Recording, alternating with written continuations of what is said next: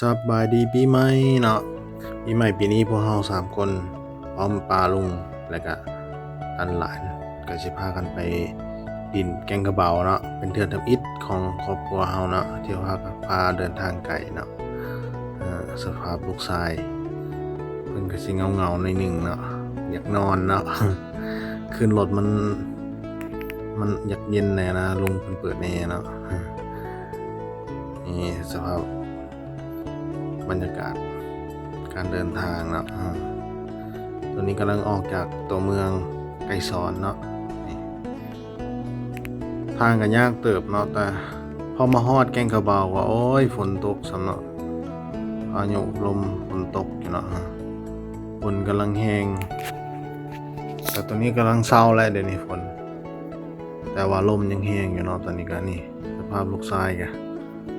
เพิ่นก็บ่เคยมาบอนไกลเดินทางไกลไปนี่เทื่อเนาะนี่สภาพก็โอเคอยู่เนาะแต่ว่ามีลมแรงแล้วก็มีฝนตกอยู่ดังนั้นพวกเราก็จะพากันมานั่งตูบเนาะลมก็ยังแรงอยู่คือเก่าเนาะนี่เราก็จะได้อ้อมลูกชายไว้ยันฝนตกน้ำเนาะเพราะว่าตูบตัวนี้มันก็เป็นตูบครึ่งน้ำมีบอนให้ลงไปแช่น้ำเนาะเย็นๆเหมาะเลยเนาะถ้าสำหรับครอบครัวใดว่ายามร้อนยามหยังพากันมาเล่นเนาะนี่และเช่นเคยเนาะสิ่งที่ขาดบ่ได้ก็คือเบียร์เหล้าเนาะพร้อมด้วยกับแก้มเนาะนี่อาหารเมนูอาหารราคาก็สิประมาณนี้เนาะมันก็บ่ถึงบ่แพงปานใดเนาะเพิ่นก็จะไม่ยอกลูกชายกันเนาะเพราะเพิ่นสิบ่ให้เพิ่นอารมณ์เสียเนาะรู้สึกว่าเพิ่นอารมณ์ดีหลายเติบมื้อนี้เพิ่นบ่ค่อยซ้อปานใดเนาะเพราะว่าอากาศอยู่นี่มันเย็นเนาะอากาศเย็นเราก็บ่ค่อยซ้อว่าหยังเรามีแต่อยากกินอยากหยังนำบ่ให้เนาะนี่ก็เลยก็ลองไปแช่น้ำเย็นคักเนาะอยู่นี่มันในตูบนี่มันน้ำเลิกเติบเนาะตอนนี้น่าจะเพียงหน้าอกครับเพียงแอวถ้าเด็กน้อยลงไปก็ประมาณเพียงหน้าอกนั่นเนาะนี่เลิกเติบตอนนี้มันก็จะมีโซนที่ว่าเลิกมันมีตะพักลงไปอีกเนาะให้ระวังนะเพราะว่ามีพาเด็กน้อยลงมาอีกต้องติดตามเบิ่งนำเขาเจ้าเนาะนี่น้ำมันแห้งอันนี้ในตูบเนี่ยนี่เอามาเก็บภาพบรรยากาศเนาะไว้เป็นที่ระลึกเนาะโดนได้มาเทื่อนึงนี่มันก็จะมีปนเปไปเนาะเพราะเขาก็เลี้ยงลูก2 คนแล้วก็เอาลูกมานำนี่กินยังป้อนนมนำแล้วก็เปลี่ยนกันเอาเนาะคนหนึ่งกินคนหนึ่งเอาลูกเนาะเนี่ยหลานๆ2 คนแล้วก็เขาเจ้าก็สิม่วนในการดิ่นน้ำเนาะนี่ภาพบรรยากาศในช่วงแรงๆใกล้สิตะเวนตกนี่มันคักหลายเนาะฟิลแห้งนี่ว่ามื้อนี้ก็อากาศก็ฝนตกแน่แล้วก็แดดแน่เนาะใครแต่ว่าเฮามาฮอดแล้วฝนมันเซาเนาะฝนเซาให้จบเจือเนาะถ้าซั่นน่ะคือสิได้กลับเมืองลาเนาะ นี่ข้อยอยากแนะนำหน่อยหนึ่งเนาะเพราะว่าทางมาแต่สามแยกบ้านนาทรายมาหาแก่งกระเบาแม่นทางมันยากแฮงเนาะก็ทางเป็นทางยางเก่าแต่ว่ามีขุมมีหยังเนาะรถเก๋งรถหยังก็สิมาแบบยากเติบนะนี่บรรยากาศภาพบรรยากาศเด็กๆก็สิพากันมาเล่นมาหยังเนาะเพราะว่าโดนๆสิได้มาเทื่อหนึ่งเนาะ